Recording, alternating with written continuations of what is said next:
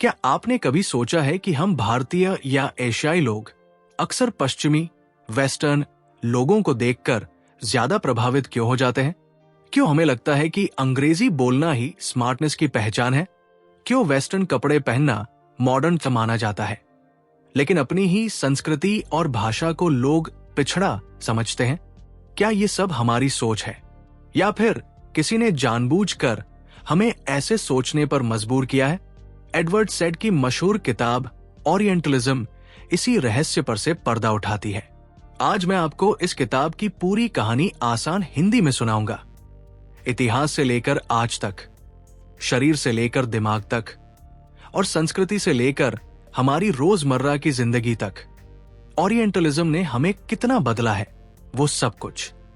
तो बने रहिए आखिर तक, क्योंकि जब ये सच्चाई आप सुनेंगे तो यकीन मानिए आपकी नजर दुनिया को देखने का तरीका ही बदल जाएगा। चैप्टर 1, ओरिएंटलिज्म, एक नजर और उसकी शुरुआत। सोचिए, अगर किसी बच्चे को बचपन से ही बार बार कहा जाए कि वो नाकारा है, उसके अंदर कोई काबिलियत नहीं, तो धीरे धीरे वो बच्चा खुद भी यही मान लेगा। यही हाल हमारी पूरी दुनिया के साथ हुआ। पश्चिमी ताकतों ने, मतलब यूरोप और बाद में अमेरिका ने, सिर्फ हमारी जमीनें और दौलत पर कब्जा नहीं किया, बल्कि हमारे बारे में ऐसी कहानियां गढ़ी जिनसे हमें खुद पर ही शक होने लगा। एडवर्ड सेड ने इसी खेल को एक नाम दिया, ओरिएंटलिज्म। ये ओरिएंटलिज्म सिर्फ पढ़ाई का कोई विषय नहीं था। ये एक सोच थी, एक चश्मा जिसके जरिए उन्होंने हमें देखा। लेकिन उस चश्मे पर धुंध और दाग लगे थे। उन्होंने हमें कभी रहस्यमयी और अजीब बताया, कभी आलसी और बेकार, कभी हिंसक और खतरनाक। असली सच अलग था, पर अगर सच दिखाते तो उनका फायदा नहीं होता। जरा पुराने यात्रियों की किताबों पर नजर डालिए। वहां भारत को अक्सर ऐसे दिखाया गया जैसे यहां बस साधु संत, जादूगर और अंधविश्वास में डूबे लोग रहते हों।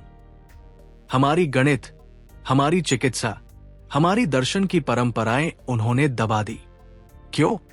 क्योंकि अगर वे ये मान लेते कि यहां भी समझदारी और सभ्यता है, तो उनका हम तुमसे बेहतर है वाला दावा टूट जाता।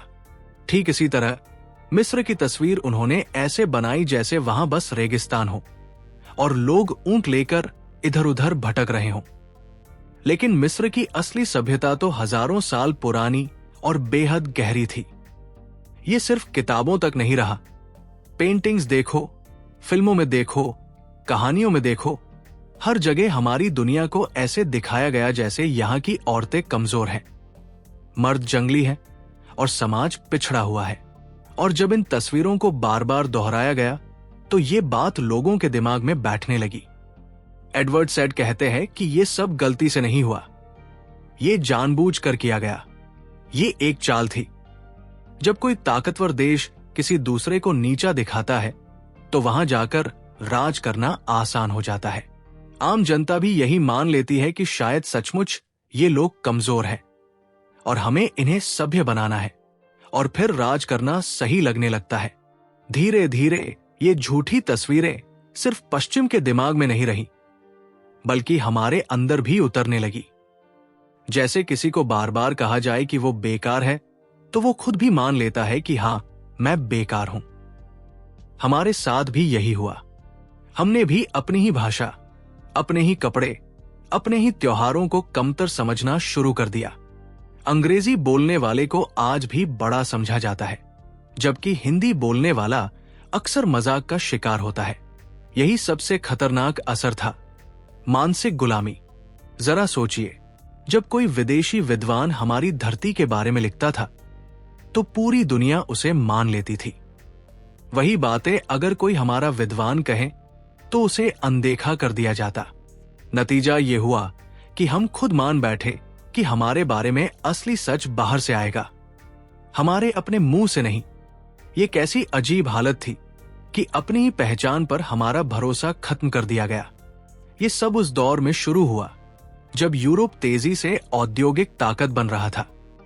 उन्हें नए बाजार चाहिए थे, नई जमीन चाहिए थी, और राज करने से पहले दिमागी खेल खेला गया। पहले हमें नीचा दिखाया गया, फिर कहा गया, देखो हम तुम्हें उठाने आए हैं।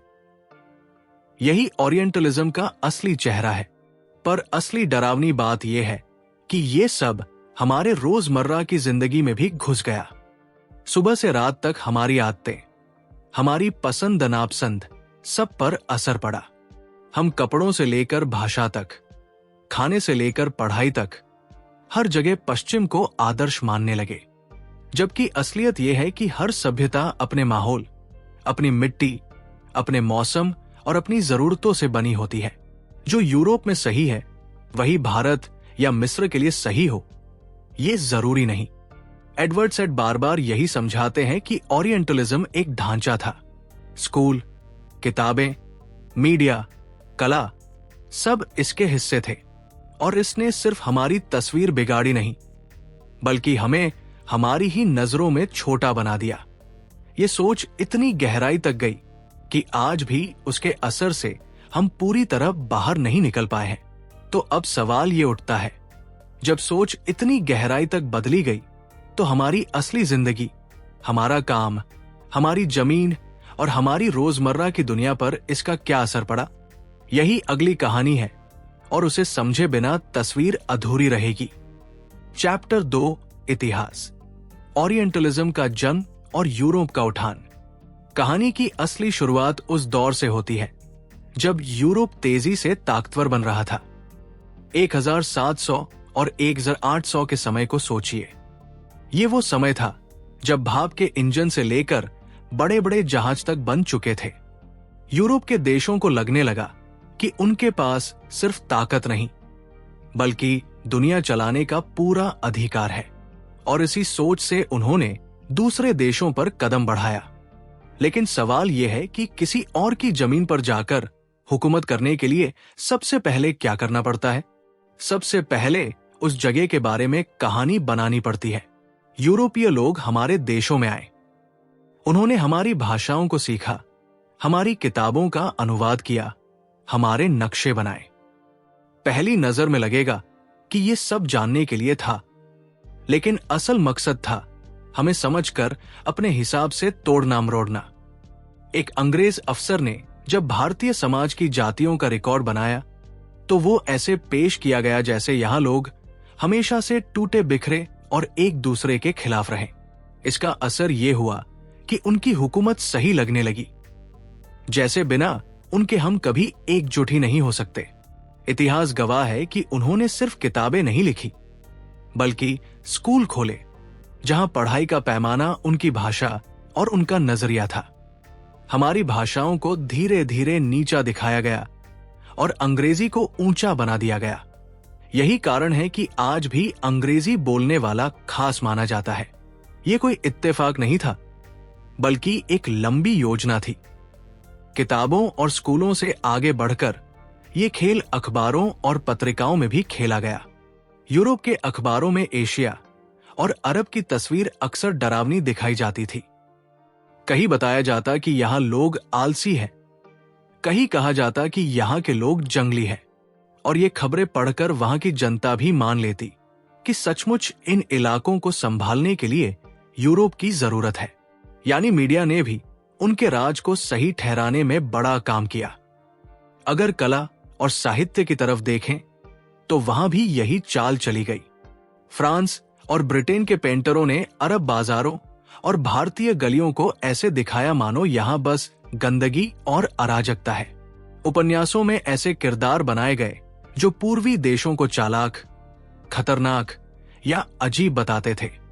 ये सब मिलकर एक पूरी छवि बनाते थे, ऐसी छवि जो असलियत से बहुत दूर थी।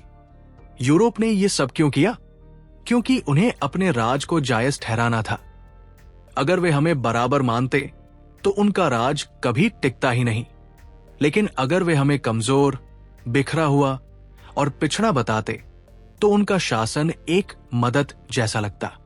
यही वजह है कि ओरिएंटलिज्म की शुरुआत उसी समय हुई जब यूरोप को नए बाजार, नए संसाधन और नए गुलाम चाहिए थे। एक और बात पर गौर कीजिए, जब यूरोपीय विद्वान किसी इलाके की जानकारी लिखते थे तो उनकी किताबें पूरी दुनिया में फैलती थी। वही अगर कोई भारतीय या अरबी विद्वान वही बात लिखे तो उसे कोई गंभीरता से नहीं लेता था। इससे ये भ्रम गहराता गया कि असली सच हमेशा पश्चिम से ही आएगा। इस तरह उन्होंने हमारी आवाज दबा दी। एडवर्ड सैड कहते हैं कि ये पूरी प्रक्रिया महज जानकारी जुटाना नहीं थी, ये एक राजनीतिक चाल थी, और यही चाल इतनी असरदार थी कि आज भी उसके निशान हमारे समाज में दिखते हैं। स्कूलों में बच्चों को इतिहास ऐसे पढ़ाया गया कि उन्हें लगे यूरोप ही असली केंद्र है और बाकी सब उसके पीछे है। यही सोच धीरे धीरे हमारी जड़ों तक उतर गई। ये सब सुनकर सवाल उठता है कि अगर शुरुआत इतनी गहरी योजना के साथ हुई थी तो फिर आगे चलकर इसे और मजबूत कैसे बनाया गया? कौन से तरीके अपनाए गए जिससे ये सोच आम लोगों की नसों में तक उतर गई और पीढ़ी दर पीढ़ी चलती रही? चैप्टर 3 सिस्टम और संरचना, ओरिएंटलिज्म कैसे चलाया गया। जब सोच बन गई कि पूर्व कमजोर और अलग है तो अगली जरूरत थी इसे मजबूत करना। सिर्फ किताबें और कहानी बनाना ही काफी नहीं था। इसके लिए उन्होंने पूरे ढांचे को तैयार किया। स्कूल, कॉलेज, किताबें, पेंटिंग्स, अखबार, शोध, सब मिलकर एक ऐसा नेटवर्क बन गया जो बार बार यही बताता रहा कि पश्चिम बेहतर है और पूर्व पिछड़ा है। सोचिए, स्कूलों में बच्चों को पढ़ाया जाने लगा कि दुनिया की असली ताकत यूरोप में है। उनकी भाषा, उनके रीति रिवाज, उनके विचार ही सही है।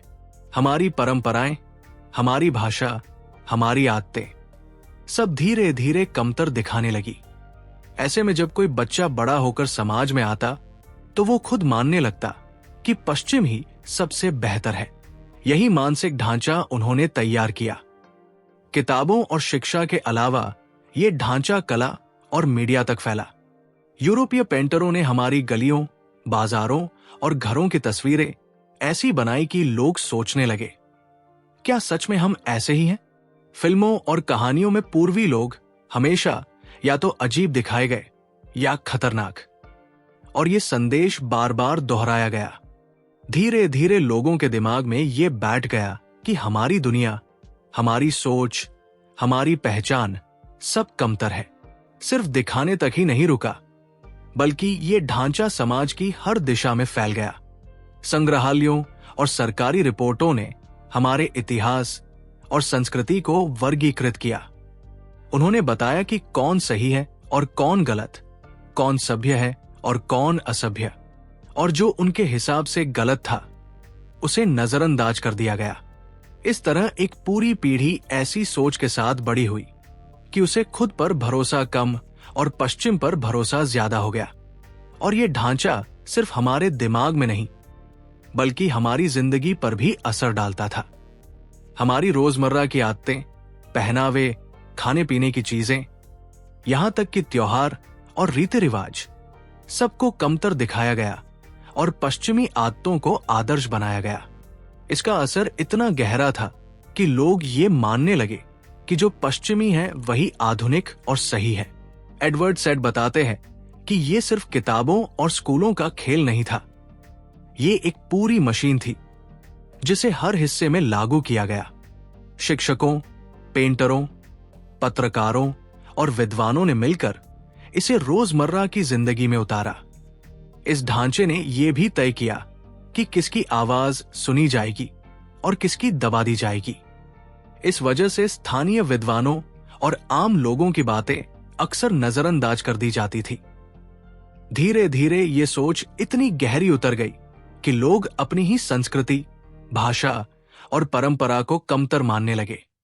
पश्चिमी पहनावा, पश्चिमी खाना, पश्चिमी शिक्षा सब आदर्श बन गए और हमारी अपनी चीजें पुरानी, पिछड़ी और कमतर लगने लगी। यही ओरिएंटलिज्म का सबसे बड़ा जाल था, सिर्फ दिखाना नहीं, बल्कि लोगों के दिमाग तक पहुंचना और उन्हें यह यकीन दिलाना कि वही सही है। लेकिन सवाल उठता है कि जब यह ढांचा इतना मजबूत हो गया तो इसका असली असर हमारे शरीर और रोजमर्रा की जिंदगी पर कैसा पड़ा?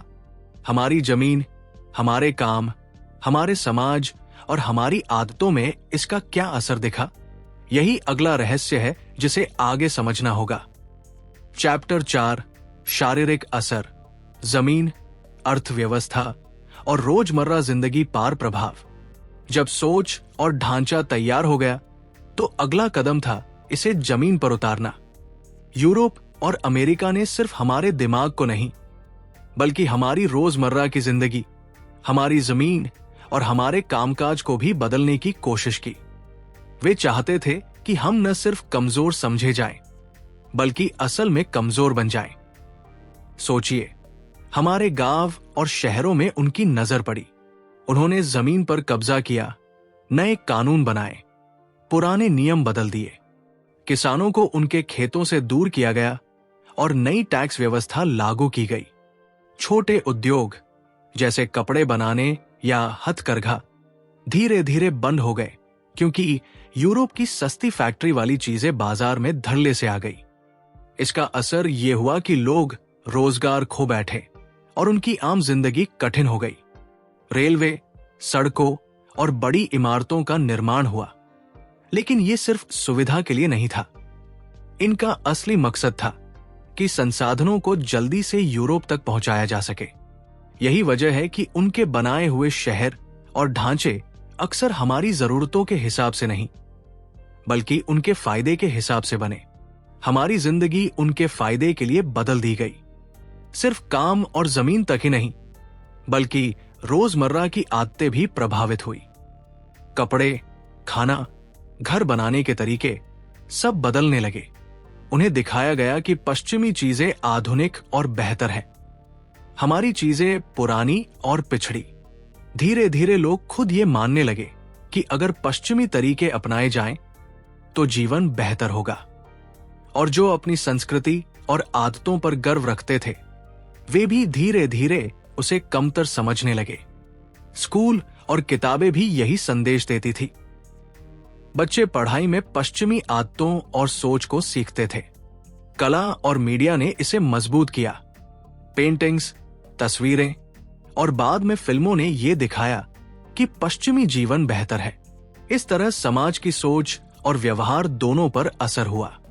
एडवर्ड सैड कहते हैं कि यह असर सिर्फ मानसिक नहीं रहा, बल्कि शारीरिक और सामाजिक तौर पर भी दिखा। गांवों और शहरों की संरचना बदल गई। लोगों की रोजमर्रा की गतिविधियां बदल गई।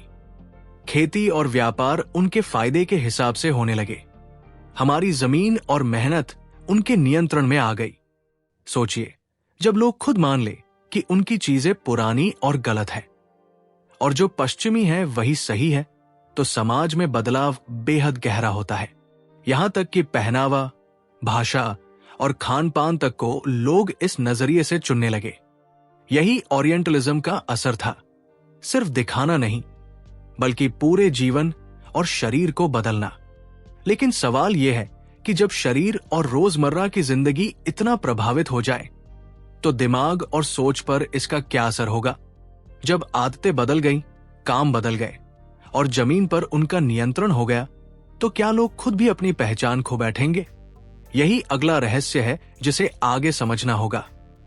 चैप्टर 5, मानसिक असर, दिमाग, संस्कृति और सोच पर गहरी छाप। जब सोच और ढांचा तैयार हो गया और रोजमर्रा की जिंदगी बदल गई, तब असली असर शुरू हुआ हमारे दिमाग और सोच पर। वेस्टर्न ताकतों ने सिर्फ हमारी जमीन, हमारी आदतें और हमारी रोजमर्रा की जिंदगी नहीं बदली, बल्कि हमारे मन और आत्मसम्मान को भी गहरा चोट पहुंचाई। सोचिए, जब बार बार कहा जाए कि आपकी भाषा पुरानी है, आपके कपड़े बेकार हैं, आपके रीति रिवाज गलत हैं, तो धीरे धीरे लोग खुद मानने लगते हैं कि हां, शायद सच में हम कमतर हैं। यही हुआ हमारे साथ। हमारी संस्कृति, हमारी पहचान, हमारी सोच सब धीरे धीरे दबती चली गई। भाषा इसका सबसे बड़ा उदाहरण है। अंग्रेजी को ऊंचा और हिंदी या हमारी लोक भाषाओं को नीचा मानना शुरू हो गया। स्कूलों में और ऑफिसों में अंग्रेजी बोलने वाले को हमेशा सम्मान मिला और हमारी भाषा बोलने वाले को कमतर समझा गया। यही नहीं, घर में भी लोग अपने बच्चों को अंग्रेजी बोलने पर जोर देते ताकि वे समाज में आगे बढ़ सकें। धीरे धीरे ये आदतें सोच और पहचान का हिस्सा बन गई। पहनावा और खाने पीने की आदतें भी प्रभावित हुई। पश्चिमी कपड़े पहनना मॉडर्न समझा जाने लगा, जबकि अपने पारंपरिक कपड़े पुराने और पिछड़े लगने लगे। वही बात खाने और लाइफस्टाइल की भी थी। वेस्टर्न चीजों को अपनाना सही और विकसित होना मान लिया गया। हमारी खुद की आदतें और हमारी जमीन से जुड़ी चीजें कमतर दिखने लगी। ये सब सिर्फ दिखावा नहीं था, इससे मानसिक और भावनात्मक असर हुआ। लोग अपने आप को और अपनी संस्कृति को कमतर समझने लगे। वेस्टर्न विद्वानों और मीडिया ने बार बार यही दिखाया कि उनकी चीजें बेहतर हैं, उनके नियम और सोच सही है, और लोग चाहे जानबूझकर या अनजाने में इसे मानने लगे। एडवर्ड सैड कहते हैं कि यही ओरिएंटलिज्म का सबसे खतरनाक हिस्सा है। यह सिर्फ दिखाना नहीं था, बल्कि लोगों के मन और सोच में उतर गया। आज भी हम अनजाने में उसी सोच से प्रभावित हैं। कोई विदेशी कुछ कहे तो हम उसे सच मान लेते हैं। कोई भारतीय वही बात कहे तो हमें शक होता है। यही मानसिक असर अब तक हमारे समाज में मौजूद है। साथ ही मीडिया और फिल्मों ने इस असर को और मजबूत किया।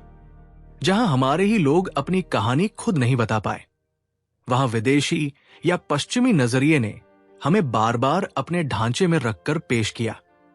इससे हमारी सोच, हमारी पहचान और हमारी भावनाएं प्रभावित हुई। लेकिन एक और गहरा असर है। जब लोग खुद अपनी संस्कृति और पहचान को कमतर मानने लगते हैं, तो ये पीढ़ी दर पीढ़ी चलता है। बच्चों को ये लगता है कि जो पश्चिमी है वही सही है। यही वजह है कि आज भी समाज में अंग्रेजी और पश्चिमी आदतें ऊंची मानी जाती है और अपनी भाषा और परंपरा को अक्सर पीछे रखा जाता है। तो अब सवाल ये उठता है कि जब दिमाग, सोच और आदतें इतनी गहरी प्रभावित हो जाएं, तो क्या इसका असर हमारे भविष्य, हमारी पहचान और हमारी दुनिया पर भी पड़ेगा? और क्या लोग कभी अपनी असली ताकत और असली पहचान को समझ पाएंगे? यही अगली कहानी में सामने आएगा। चैप्टर 6, आज का ओरिएंटलिज्म, मीडिया, ग्लोबल कल्चर और हमारा फ्यूचर। जब सोच, ढांचा, रोजमर्रा की जिंदगी और दिमाग सब प्रभावित हो चुका, तो ओरिएंटलिज्म का असर आज भी कहीं न कहीं मौजूद है। भले ही औपनिवेशिक शासन खत्म हो गया हो, लेकिन उसकी छाया हमारे समाज, हमारी आदतों और हमारी सोच पर अभी भी है। आज की मीडिया, टीवी, फिल्में और इंटरनेट सब मिलकर पश्चिमी नजरिए को फिर से मजबूत कर रहे हैं। पश्चिमी लोगों की बातें, उनके कपड़े, उनकी आदतें और उनका जीवन शैली अब भी आदर्श समझी जाती है। हमारी संस्कृति और हमारी परंपराएं कभी पीछे और पुरानी मानी जाती है। सोशल मीडिया पर अगर कोई विदेशी किसी चीज की तारीफ करता है, तो लोग उसे तुरंत सच मान लेते हैं। वही चीज अगर कोई भारतीय कहे, तो उसके लिए शक या आलोचना मिलती है। इसके साथ ही ग्लोबल कल्चर ने यह भी दिखाया कि आधुनिक होना मतलब पश्चिम की तरह होना। अंग्रेजी बोलना, पश्चिमी कपड़े पहनना, उनकी आदतें अपनाना सब आधुनिकता की निशानी मानी जाती है। लेकिन एडवर्ड सैड हमें याद दिलाते हैं कि आधुनिक होना सिर्फ विकसित होना और सोच समझ से आगे बढ़ना है, किसी की आदतें या पहनावे को कॉपी करना नहीं। हर देश और हर संस्कृति का अपना तरीका और अपनी जरूरत होती है। लेकिन उम्मीद भी है, लोग धीरे धीरे अपनी पहचान और संस्कृति को मानने लगे हैं। लेखक, फिल्मकार और कलाकार अब अपनी कहानी खुद बता रहे हैं। स्कूलों में और ऑनलाइन लोग अपनी भाषा, अपने रीति रिवाज और अपनी परंपरा को फिर से सीख रहे हैं और सिखा रहे हैं। ये बदलाव धीरे धीरे हमारी सोच में भी असर डाल रहा है। आज भी दुनिया में कई लोग ओरिएंटलिज्म की पुरानी सोच को चुनौती दे रहे हैं। वे ये दिखा रहे हैं कि पश्चिम ही सबसे अच्छा नहीं है और हर संस्कृति में कुछ खास है। स्थानीय परंपरा, भाषा, पहनावा और रीति रिवाज सब महत्वपूर्ण है और उनका गर्व करना चाहिए। यही प्रक्रिया धीरे धीरे लोगों के मन में बदलती सोच ला रही है। लेकिन सवाल यह है कि यह बदलाव कितनी तेजी से और कितनी गहराई तक होगा। क्या लोग अपनी पूरी पहचान और संस्कृति को अपनाएंगे, या फिर पश्चिमी आदतें और सोच अभी भी उनका मन और दिमाग प्रभावित करती रहेंगी? यही सवाल अब हमारे सामने है। एडवर्ड सैड का काम हमें यह सोचने पर मजबूर करता है कि हम जो भी करते हैं, पढ़ाई, पहनावा, भाषा, खाना, सब कहीं न कहीं इस पुराने प्रभाव से जुड़े हैं। और जब इसे समझ लिया जाए, तभी हम अपनी सोच और अपनी दुनिया पर असली नियंत्रण पा सकते हैं। आज का दिन और हमारी आजादी सिर्फ जमीन या सरकार की नहीं है। असली आजादी है अपनी सोच, अपनी पहचान और अपनी संस्कृति को जानने और अपनाने की। यही ओरिएंटलिज्म का आखिरी सबक है। सिर्फ दिखाया नहीं, बल्कि समझाया कि सोच और पहचान पर नियंत्रण कितना गहरा असर डाल सकता है। और अब सवाल उठता है, क्या हम अपनी सोच और पहचान पर नियंत्रण पाने में सफल होंगे, या फिर ये असर धीरे धीरे हमारी पीढ़ियों तक चलता रहेगा? यही सोच अगली पीढ़ी को भी चुनौती देगी, और यही कहानी का असली अंत नहीं, बल्कि एक नई शुरुआत का रास्ता है। तो दोस्तों, ये थी एडवर्ड सैड की किताब ओरिएंटलिज्म की पूरी कहानी आसान भाषा में। हमने देखा कि कैसे इतिहास से लेकर आज तक सिर्फ हमारी सोच ही नहीं, हमारी जिंदगी और हमारी पहचान तक पर यह गहरा असर डाल चुका है। अगर आपको यह वीडियो पसंद आया हो और यह जानकारी आपके लिए नई और रोचक लगी हो, तो लाइक का बटन दबाना मत भूलिए। अपने दोस्तों और परिवार के साथ शेयर कीजिए, ताकि वे भी जान सके कि हमारी सोच और दुनिया पर कभी कभी किस तरह का असर पड़ता है। और हाँ, हमारे चैनल को सब्सक्राइब करना न भूलिए, ताकि आप अगली वीडियो में हम और भी रोचक किताबों की कहानियां और गहरी समझ पा सकें। नीचे कमेंट करके जरूर बताइए कि इस वीडियो में कौन सा हिस्सा आपको सबसे ज्यादा चौंकाने वाला लगा, या आप किस किताब का आसान समरी सुनना चाहते हैं। आपके विचार और सवाल हमारे लिए बहुत महत्वपूर्ण है। तो फिर मिलते हैं अगली वीडियो में, और तब तक सोचते रहिए, क्या हम सच में आजाद हैं, या हमारी सोच अभी भी किसी पुराने जाल में फंसी हुई है?